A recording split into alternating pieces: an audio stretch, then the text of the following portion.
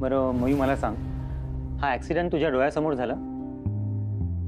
ही chair खराब होती हे तुला माहित होतं का? नाही मला माहित नव्हतं चेअर बद्दल. ऐक ना, आईला काही होणार नाही ना? आपण आता काय करायचं? आई परत घरी येणार आहे ना?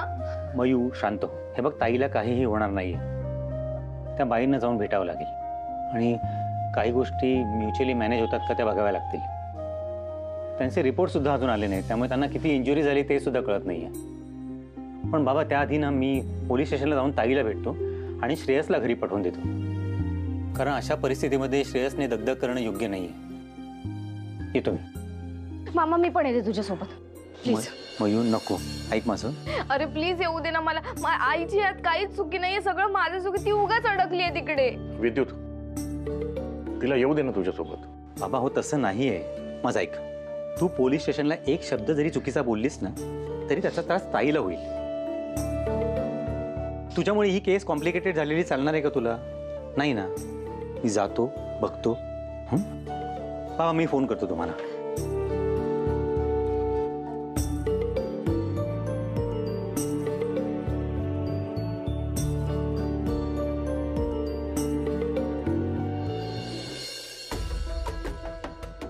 आजी मी जाऊन येते लगेच. मयुरी, विद्युत सांगतोय ते ऐक.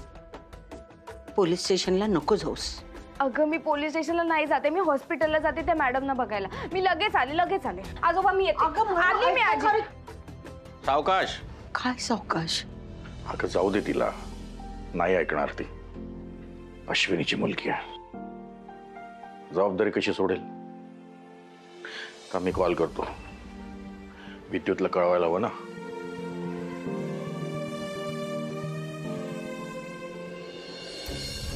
हो मग सोडतो का मी त्याला? अटक तर झालीच आहे आणि आताही टाकलाय. त्यांना काय वाटलं माझ्या बायकोचा जीव काय फुकट आलाय? अरे तू टेन्शन नको. एक मिनिट साहेब एक मिनिट. साहेब तुम्ही चार्जशीट फाईल केली का अश्विनीच्या विरोधात? काय म्हणाला? चार्जशीट फाईल केली का तुम्ही त्यांच्या विरोधात? पोलिसांशी बोलताना एवढा आवाज? चौकशी करताय की जाब विचारताय? हे बघा, तुमच्या सांगण्यावरून त्या अश्विनी मॅडमला आम्ही आमच्या पोलीस स्टेशनमध्ये आणलंय. याचा अर्थ असं नाही की आम्ही त्यांना अटक केली आहे. उगाच 2-4 शब्द माहीत झाले म्हणून कायदा कळायला लागला असं समजू नका. आरोपीच्या विरोधात तेव्हाच चार्जशीट फाईल करता येते जेव्हा आरोपीच्या विरोधामध्ये सबळ पुरावे असतात. अश्विनी मॅडमच्या विरोधात अजून आम्हाला एकही पुरावा मिळालेला नाहीये. अहो साहेब, पण त्या अश्विनीने सांगितलं ना की हे सगळं प्रकरण त्यांच्याच पार्लरमध्ये झालंय म्हणून. मग तुम्हाला काय इतका पुळका येतोय त्यांचा? जर ती स्वतः कबूल करायला तयार आहे तर तुम्हाला काय प्रॉब्लेम आहे? हे बघा, निग्लिजन्सचा चार्ज दाखल करण्यासाठी पुरावे आवश्यक असतात. पुराव्याशिवाय मीच काय दुसरं कोणीच काही करू शकत नाही. उगीच वाटेल ते बडबडू नका.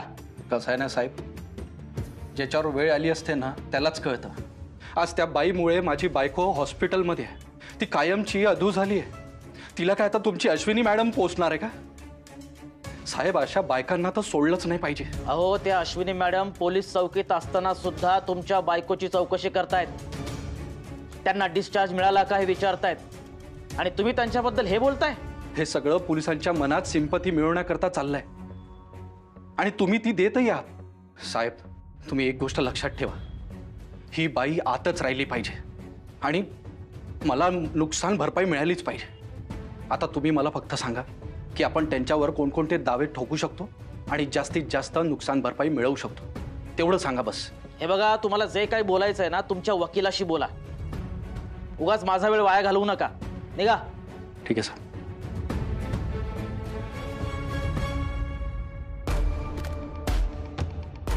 साहेब, हां काय झालं? कसला विचार करताय? यादव, ह्या पंकज साप्तेचे काहीतरी भानगड दिसते. माणूस जरा गडबड वाटतोय. नीट लक्ष ठेवा त्याच्यावर. हो साहेब.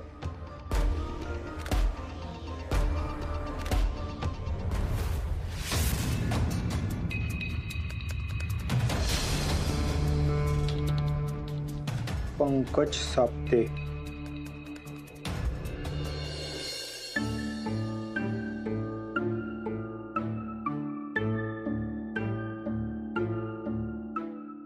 पाणी देता का?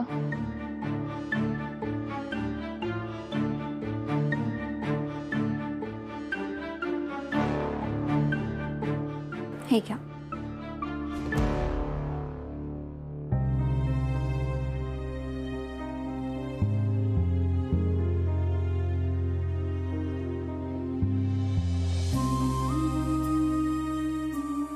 एक मिनिट. हे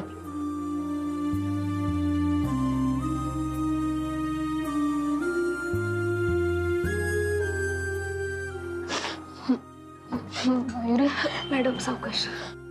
आय एम रिअली सॉरी. माझ्यामुळे तुमची ही अवस्था मला खरंच माहित नव्हतं की ती. नको मयुरी, तू सॉरी नको म्हणू. मला ना काहीच आयडिया नव्हती की ती चेअर इतकी बिघडली आहे किंवा काय. सगळं माझ्याकडून चुकून झालं. सॉरी. मयू, तू इथे काय करतेस? मी तुला सांगितलं होतं ना. हो असू दे, तुम्ही नका तिला काही बोलू. तिचं बिचारीचं मन चांगलं आहे म्हणून ती आली इकडे. मयू, रडू नकोस. शांत हो. मी आलोय ना. मी विद्युत, अश्विनीचा भाऊ. कार्तिकी मॅडम, हे जे काय झालं हे खूप चुकीचं झालं, मला माहीत आहे. पण त्यासाठी ताईच्या विरोधात कंप्लेंट केल्यामुळे तिला खूप लॉस होऊ शकतो. नॉट ओन्ली बिझनेस, पण तिला सगळ्याच बाजूने त्रास होईल. So please. हो, आणि ना आईची काहीच चूक नाहीये. पार्लरचं नाव जरी अश्विनी ब्युटी पार्लर असलं ना, तरी ते पार्लर मी सुरू केलंय आणि तुम्हाला सर्व्हिस पण मीच देत होते. पण या सगळ्यात मला पोलिसांनी घेऊन जायला पाहिजे, पण आईला घेऊन गेले. हा, पण जे काही घडलं त्याच्यासाठी पोलीस. कार्तिक मॅडम, मला माहिती आहे की या ॲक्सिडेंटमुळे तुमचा आयुष्यभराचा खूप लॉस झाला आहे आणि ताईच्या विरोधात तुम्ही कंप्लेंट करणं देखील मान्य आहे. पण मला असं वाटतं की आपण म्युच्युअली काही गोष्टी सॉल्व्ह करूया का? हे बघा, आम्ही जबाबदारी बिलकुल झटकणार नाही आहोत. एक सेकंड. तुम्ही इतकं प्रेशर घेऊ नका. मलाही कळतंय की जे काही झालं तो एक ॲक्सिडेंट होता आणि तसंही डॉक्टरांनी सांगितले की मी पूर्णपणे बरी होणार आहे. फक्त इतकंच आहे की व्यवस्थित ट्रीटमेंट घ्यावी लागेल आणि मुळातच मला कंप्लेंट करायचीच नाहीये. अहो, पण मग. अहो, पण ते ॲक्च्युली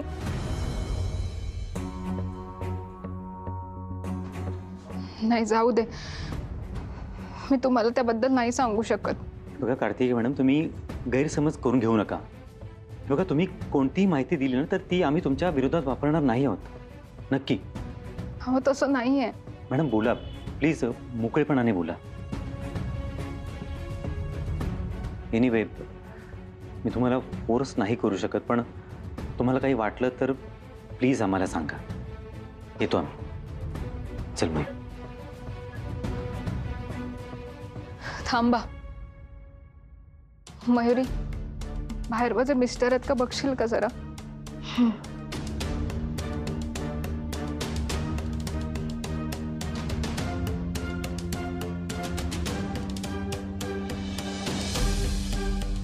नाहीये कोणीच.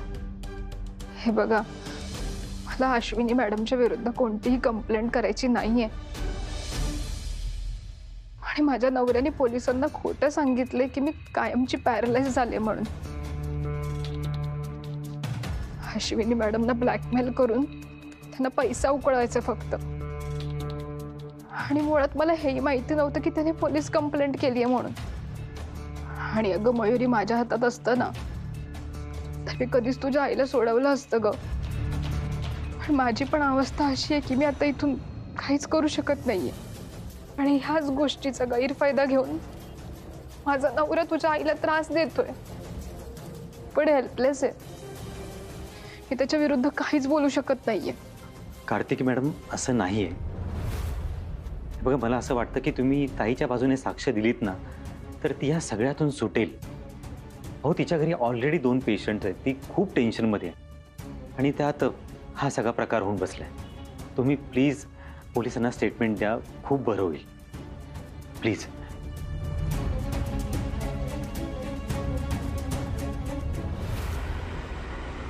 कार्तिकी मॅडम, एकदा दिलेलं स्टेटमेंट बदलता येत नाही. त्यामुळे तुम्ही जे आत्ता बोललात ते खरं आहे ना? म्हणजे तुम्ही तुमचं स्टेटमेंट कायम ठेवणार आहेत ना? हो साहेब, मी तुम्हाला जे काही सांगितलंय ते सगळं खरं आहे. अहो मग मॅडम हे आधी का नाही सांगितलं? कंप्लेंट का फाईल केलीत तुम्ही? हे बघा, तुम्ही घाबरू नका. तुम्हाला इथं कोणी काहीही करू शकत नाही.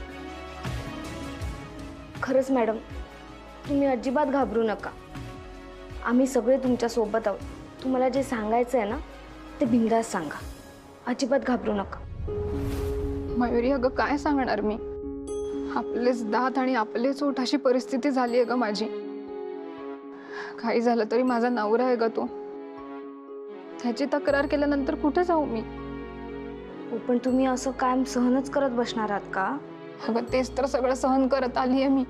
त्याची आरडाओरड, त्याचं ते अंगावरती धावून येणं, त्याची ती चिडचिड करणं आणि कधी कधी तर मला उपाशी ठेवणं, सगळं सगळं सहन केलंय मी. कित्येक वेळा पोलीस स्टेशनपर्यंत त्याची तक्रार करायला सुद्धा गेले ग. पण त्याला सोडून जाऊ कुठे? त्याला सोडलं तर जायला माहेर सुद्धा नाहीये ग मला. आणि मग तक्रार करून तरी काय उपयोग आहे ना? अहो पण अशा जगण्याला काय अर्थ आहे? अहो, सगळ्यांना चांगली माणसं नाही मिळत. एक समजूतदार आणि प्रेमळ जोडीदार मिळणं सोपं नसतं. इन्स्पेक्टर साहेब, हे बघा, मला आता देखील माझ्या नवऱ्याविरुद्ध तक्रार करायची नाहीये. त्याचा जो काही त्रास आहे तो मी भोगेन. पण अश्विनी मॅडमनी का बरं हा सगळा त्रास सहन करायचा? हे बघा, तुम्ही अजूनही तुमच्या नवऱ्याच्या विरोधात तक्रार करू शकता. आम्ही नक्की त्याच्यावर ऍक्शन घेऊ. तुम्हाला खरंच तक्रार करायची नाहीये?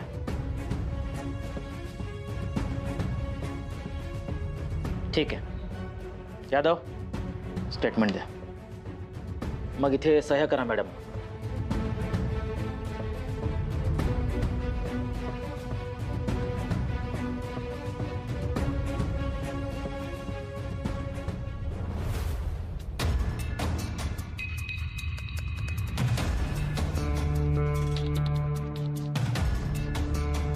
हा शहाणपणा करायला कोणी सांगितलं तुला? माजली आहेस का तू? आणि या पोलिसांना कशाला बोलवलं इथे? स्टेटमेंट दिलंस तू? कोणाला विचारून? मला विचारलं होतं? तर इतकी मोठी झालीस की नवऱ्याचं ऐकणार नाही? बोल ना. हे बघा मिस्टर, तुम्ही त्यांच्यावर कोणताही दबाव आणू शकत नाही. त्यांनी ऑलरेडी स्टेटमेंट लिहिलंय आणि खरं सांगण्यापासून त्यांना कोणीही रोखू शकत नाही. काय रे, माजलास का रे तू? पोलीस समोर असताना ही बोलायची हिंमत कशी झाली तुझी? तुला आत टाकू का चुकीचं स्टेटमेंट दिलं म्हणून? कार्तिकी मॅडम, तुम्ही अजिबात घाबरू नका. तुमची बाजू योग्य आहे आणि कायदा नेहमी सत्याच्या बाजूनेच असतो. तू कोण आहे रे हिला सांगणारा? आवाज खाली. सर, आवाज करू नका, पेशंटला त्रास होईल. सॉरी. अहो साहेब, हा काय शिकवतो माझ्या बायकोला? साहेब, याला आमच्यामध्ये बोलण्याची काही गरज नाहीये. हे बघ, तू आता कोणावरही दबाव आणू शकत नाही.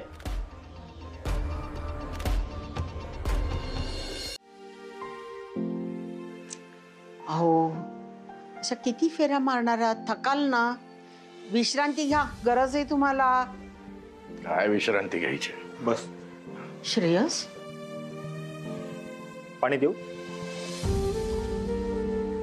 काका, काळजी करायचं कारण नाही. पोलिसांनी वहिनींवरती कुठलेही चार्जेस लावलेले नाही आहेत. त्यांना फक्त चौकशीसाठी थांबवून ठेवले.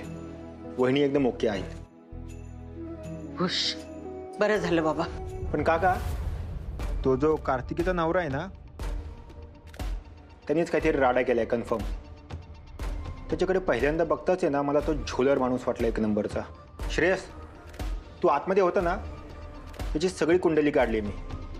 एक नंबरचा गुंड माणूस आहे तो. मला तर काही कळत नाही. एक संकट जात नाही तर दुसरं संकट दत्त म्हणून उभं ठाकतं. काका, रिलॅक्स राहा.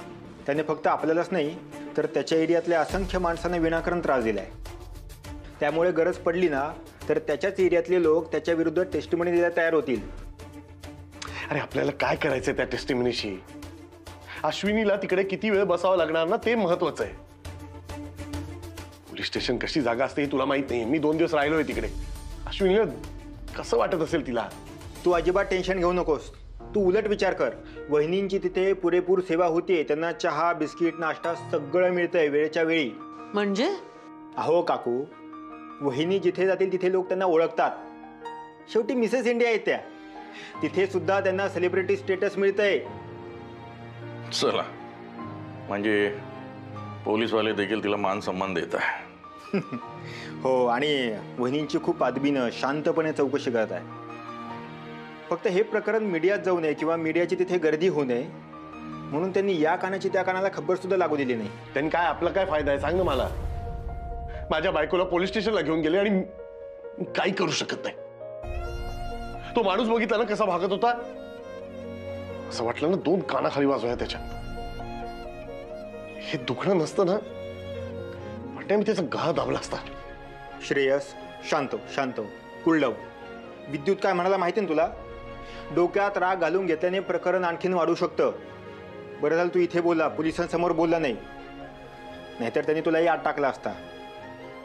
श्रेयस, पांड्या बोलतोय ना ते एकदम बरोबर आहे. तू उगीच जीवाला घोर लावू नकोस आता. आणि विद्युत म्हणाला ना तो बघेल तिथे म्हणून. ते विद्युत त्या कार्तिकीशी बोलणार होता, त्याचं काय झालं बघ जरा. हां, मी बघतो ते.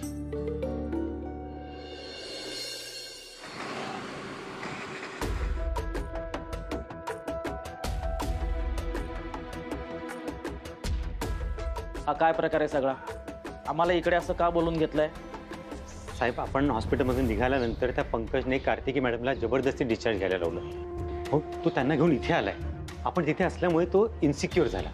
हो इन्स्पेक्टर, ते दोघे इथेच राहतात. हे बघा, त्या कार्तिकी मॅडमने त्यांच्या नवऱ्याविरुद्ध कोणतीही तक्रार दिलेली नाहीये, त्यामुळे त्याच्यावर आम्ही कोणतीही ऍक्शन घेऊ शकत नाही. साहेब, मला मान्य आहे. अहो, पण तो पंकज आहे ना, तो चांगला माणूस नाहीये. तुम्ही बघितलं ना हॉस्पिटलमध्ये तो किती अरेरावी करत होता आपल्यासमोर. आणि अहो, त्या मॅडमने आपल्याला एवढ्या धाडसाने स्टेटमेंट दिले आणि आता त्यांना त्रास होतोय, तर आपण मदत नको का करायला? हे बघा, तो त्यांचा घरगुती मामला आहे. त्या पंकजने कार्तिकीला त्रास दिला याचा काही पुरावा तुमच्याकडे आहे का? तुम्ही एक शक्यता म्हणून पोलिसांना बोलवू शकत नाही. नक्की तुम्ही काळजीपोटीच बोलवलंय ना? इन्स्पेक्टर साहेब, मी एक ॲडव्होकेट आहे. या असल्या प्रकरणामध्ये स्त्रिया किती पिसल्या जातात ना, हे मी जवळून बघितले. आणि मी तुम्हाला सांगतो, हे प्रकरण वाटतं तितकं सोपं नाही आहे. उगाच त्या स्टेटमेंटसाठी कार्तिकी मॅडमचा जीव धोक्यात टाकला असं वाटतंय मला. तुम्ही एवढं म्हणताय तर आपण आतमध्ये जाऊन बघूया. चला. नाही नाही साहेब, नको. आपण अशा पद्धतीने डायरेक्ट नको जाऊया. आपण थोडं वेगळ्या पद्धतीने शोधून काढू. म्हणजे हे अक्कल नाही का तुला? हा, आली मोठी स्टेटमेंट लिहून देणारी. त्या बाईमुळेच पांगळी झाली आहेस ना तू. मग आता कोण बघणार आहे तुझं सगळं? मी का तू? निदान त्या बाईकडून 4 पैसे तरी घेता आले असते. पण नाही, तुला खरं बोलायचं होतं ना. बोलली ना, मिळालं समाधान. बरं मला सांग, तुझ्या उपचाराचा खर्च आता कसा करणार? कुठून आणणार पैसे? स्वतः तर काही करण्याच्या लायकीची राहिली नाही आहेस. निदान तुझ्या पांगळेपणाचा तर उपयोग झाला असता. पण तेही तू होऊ दिलं नाहीस ना. अहो सर, काय बोलताय? त्यांची अवस्था बघा जरा. हे बघ, ते काही असेल, तू मध्ये पडू नकोस. चल निघ. माझी बायको आहे ती, मला बोलायचं आहे तिच्यासोबत. पण त्या आजारी आहेत ना सर. आजारी असेल तर काय करू?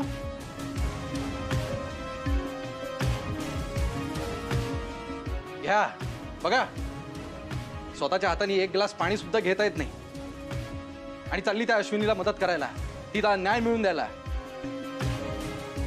अगं, तिच्यामुळे तुझी अवस्था झाली आहे ही. आता तरी कळतंय का तुला? जे काही झालं तो एक ऍक्सिडेंट होता आणि त्यात त्यांची काही चूक नाहीये. ऍक्सिडेंट? कसं समजू हिला? पलीकडेच समजण्याच्या. सर, आवाज कमी करा. पेशंटला त्याचा त्रास होईल. तर मी काय करू? अहो पण सर, मी त्यांच्यासाठी इथे आले. हे बघ, ते मला काही सांगू नको. बाहेर जा म्हटलं ना, मला माझ्या बायकोशी बोलायचं आहे. पण ते पेशंट आहेत सर. तू ऐकणार की नाही ऐकणार? जा बाहेर जा. Sir please. जा जा. सर, मला त्यांच्यासाठी. नाही नाही, चल बाहेर जा. सर. चल लवकर, चल बाहेर जा.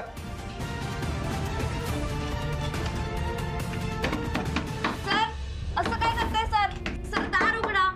सर, असं नका करू प्लीज. हे सगळं तुझ्यामुळे झालंय. तुझी हिंमत कशी झाली का माझा प्लॅन फ्लॉप करायची? आता मी तुला सोडणार नाहीये. तू बघच. प्लीज, प्लीज, चुकलं माझं.